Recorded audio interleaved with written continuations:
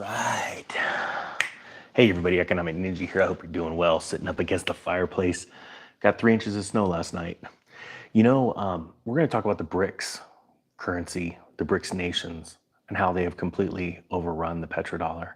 It's happened very fast. As a matter of fact, and I'll share it with you right now, the story that I want to share with you is now the BRICS hold 47% of the global oil after Saudi Arabia's inclusion. As of right now, the US owns 2.1%. To say that the petrodollar is completely finished is an understatement. And one thing that I must emphasize, as of right now, the US still has the allies of Great Britain and Europe, the Eurozone. However, that economy is weak, it's sick. When it comes to oil, that is the number one driver of any economy, really, because there's really nothing you can do without oil. I don't care how green you want to get. Oil is what runs the world. Oil makes plastics. Oil does everything. And for decades and decades, the US enjoyed the privilege, and it really was a privilege, and we abused it, of being able to print money just so that other countries had the ability to purchase it because of a set of rules known as Bretton Woods. We have completely lost that. As a matter of fact, many wars have been fought over countries deciding to go against oil, the oil trade for dollars. Saddam Hussein was one.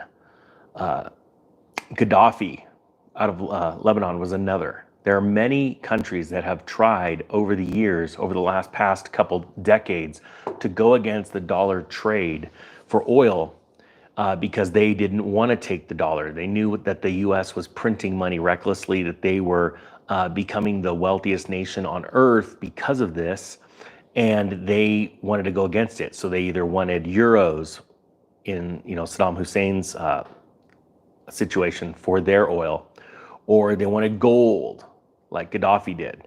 And each time they found the US military running over there to their country and knocking them back a century or two and killing their leaders. That's what happens. That is now over. I hope people understand that now the Federal Reserve doesn't get to run the world's interest rates. It's just it's a shadow of what it once was. It's nothing. So for everybody out there that says that, that they believe the propaganda, and it is propaganda, where you're seeing stories about ghost cities, and that's pretty much all gone now, because the ghost cities in China where they're being mocked by us, like by 60 Minutes and our mainstream press. China's got issues. Every country has dead issues, but you have to understand now, China and Russia did something very remarkable in such a very short period of time. And when I mean short period of time, this whole thing started about 2014, 2015. They now control the world's oil. And every month that goes by, there are more and more countries jumping on the bandwagon with the BRICS nations. The BRICS nations have been doing one thing that the US hasn't been doing. Please understand this. This is why I own gold. Nations around the world are buying gold. They're central banks, they're wealthy, they're billionaires, they're centimillionaires. They're out buying gold. They understand how important gold is. They also understand how important oil is. And so they are coming together and they are purchasing both oil and gold, and they are becoming so strong, it's insane. To say that we have weak leadership in our country is an understatement. And that is why this has been allowed to happen, okay? Let's jump in here real quick. This is out of Water Guru. It's entitled BRICS hold 47% of global oil after Saudi Arabia's inclusion. The US owns 2.1%.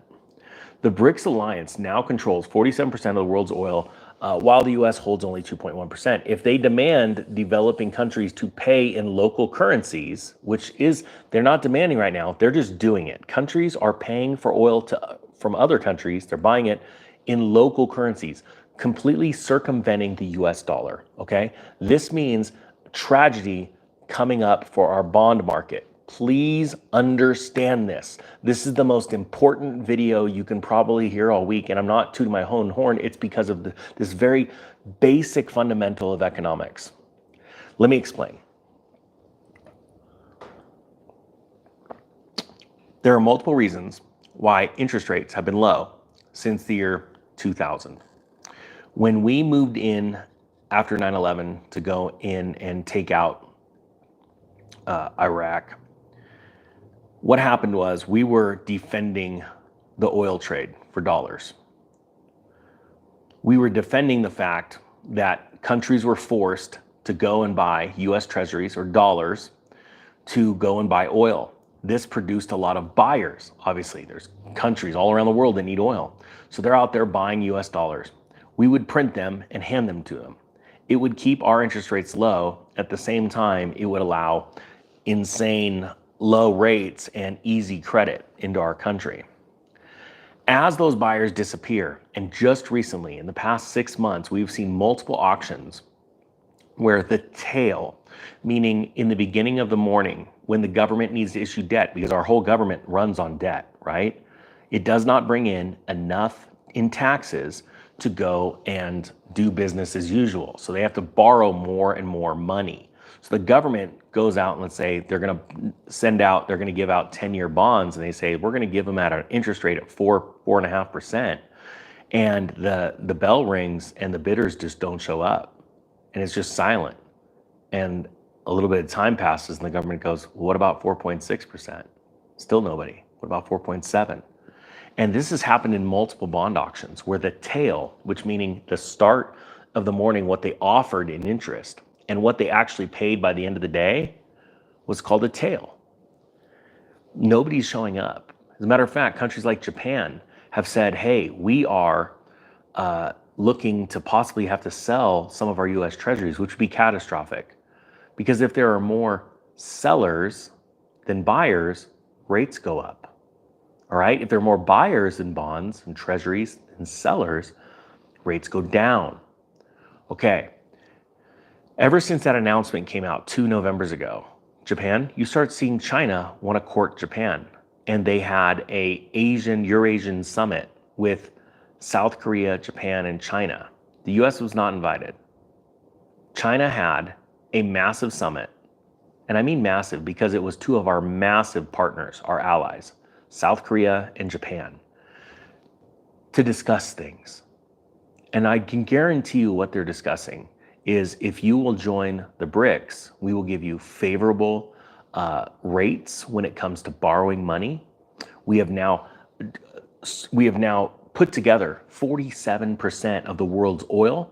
It is about to crest 50. I can guarantee you in 2024, you will see the BRICS nations control over 50% of the world's oil. Look at these numbers right here. This is the countries that are under BRICS control. And I want you to remember about the Russian oil trade thing. When I say Saudi Arabia runs 17%, Russia runs 12% of the world's oil. Do you remember when Russia moved into Ukraine? And this is very important for people to understand. And we did some interesting things that were crushing their ruble in value because of sanctions. Because as of right now, the US can still do sanctions through SWIFT. However, a lot of people still don't understand that Russia and China developed something called SIPs, which is faster and cheaper, a way to move money, interbank money movements, than the antiquated from the, 50s or 60s SWIFT system, which is no more technology than text messaging on your phone, okay? So they are doing so much right now that is blowing our economies away. It's insane. And where you may think one country's weak, like China's got debt problems and Russia's got all these other issues because of what's going on with Ukraine. I want you to understand that even if they're weak separately, they're incredibly strong together. Now, how does this play into you? Well, you have to understand that the Federal Reserve has lost control of rates. Even in September, Jerome Powell announced that he said, we don't even have to raise rates anymore because the bond market's doing it for us. And what he was telling you nicely, which most people completely failed to understand, was that investors were afraid of the future of the economy. So they were demanding higher rates to loan money into the bond market. So the bonds were going up and squeezing the economy and hurting companies and hurting the consumer, you and I, because we're having to pay higher rates, right? And higher everything, because interest rates control all of economics. The amount of the cost of borrowing controls everything. So how it affects us is that rates will go up. Now, as of right now, the Federal Reserve still has some magic to be able to cast over the people. Let me explain that. And really, I hope I'm getting down to the nitty gritty and explaining this on a level that most people can understand, because this is very serious. The Federal Reserve came out and bluffed you. As a matter of fact, I did a video on the Real Estate Ninja channel a month before it happened, or maybe it was 3 weeks before it happened, but we've got this all cataloged because there'll be a day where we do all these, hey, look, this is where I said it, this and this, and this happens next.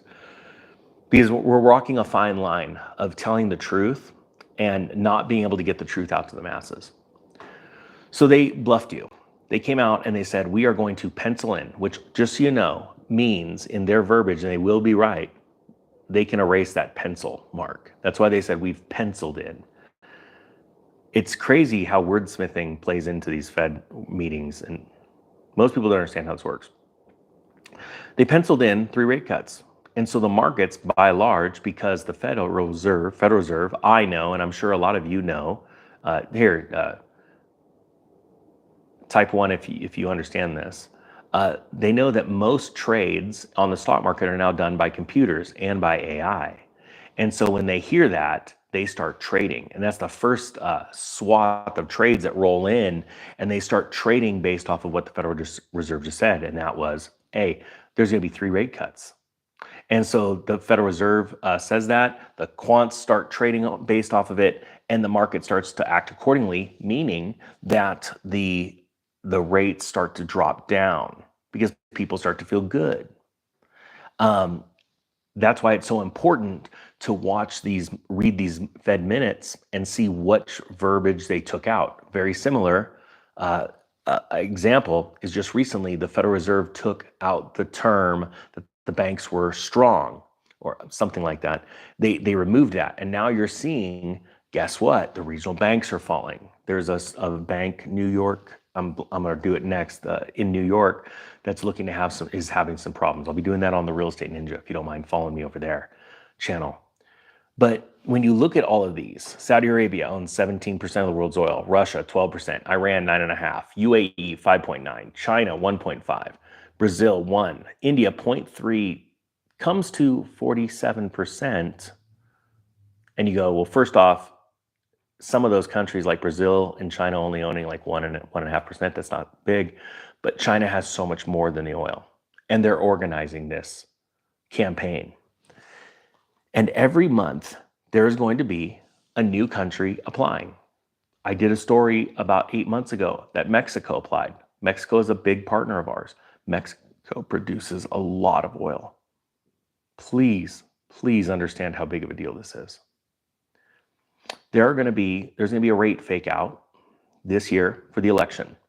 This year around the country, I believe 43 countries are holding elections. It's like the greatest number of elections in 1 year around the world, I think in like the last 50 or 100 years, some massive cycle. That means there's going to be a lot of turbulence in the media. There's going to be a lot of geopolitical threats and events that happen, okay? That will all lead to higher rates, which will, in turn, eventually lead to an economic collapse or a catastrophe. So the question is, what are you doing to get ready? I'm not giving you financial advice. I'm telling you I own gold because wealthy people own gold. Countries own gold. And when times get tough, they all race to gold. So it's not time to buy it when everybody's racing to it, like in 2020, paying insane premiums. My goal as an economic ninja, like so many of you, and that's a term that I made, it's not a name of someone. Being an economic ninja is somebody that sees things ahead of time and positions themselves before the masses jump into it. And then you simply sell them that when they jump in, similar to cryptocurrencies or real estate. I've been preaching about a real estate crash coming, and it's already begun. Many cities around the country are experiencing double-digit drops in their pricing and a complete stoppage of sales. Okay, that's the golden handcuff phase before the crash, very similar to what we saw in 2005. But this time it's going to be much bigger. Now, as I showed you this story, that the whole video is about the BRICS getting this powerful, what are you doing to position yourself? Are you busy buying things that you can't afford? Trying to impress some idiot that you don't even respect? Because that's really what life's about. That's really what most money spending comes down to at a certain phase in all of our lives, is trying to impress others, whether it be the opposite sex or somebody like your dad. I mean, I'm honest. I'm going to be honest with you. It takes a lot of maturing to get through those things. I have gone through those phases. This, though, is very serious, what's happening, what's coming onto our nation. And I want you to understand that Europe's not going to be able to bail us out. They're too weak. We are too weak. So the only way we can get strong is if the middle class becomes rich again. If the middle class will become rich again. I want to make the middle class rich again. How do we do that? We get them out of debt. We get them understanding what's going on, where we are. This isn't doom and gloom. These are facts. It's time to just stand up like leaders and do something about it. And then take back the wealth of the nation that was robbed from us by the banking system. That's what we do. I thank everybody sincerely from the bottom of my heart that shares these videos. The greatest way to share these is to take the link and share it on your Facebook page, on X, on all these platforms. Just plaster it over the internet. Really piss off the algorithms. I thank you so much for the last 3.5 years. I think we're about to hit 4 years on this channel. The growth has been amazing. It's been one of the best growing channels, not because of me, but because of you, because of all of the now millions of people that understand where we are and aren't sitting around and believing that some president or some central bank leader is going to carry us to victory. It's going to be you, and it's going to be me. Thank you to everybody that made that choice. Have a great day. I'm going over to do a video now on the Real Estate Ninja channel. If you wouldn't mind cruising over there and hitting the subscribe button and watching, that'd be great. The Economic Ninja is out.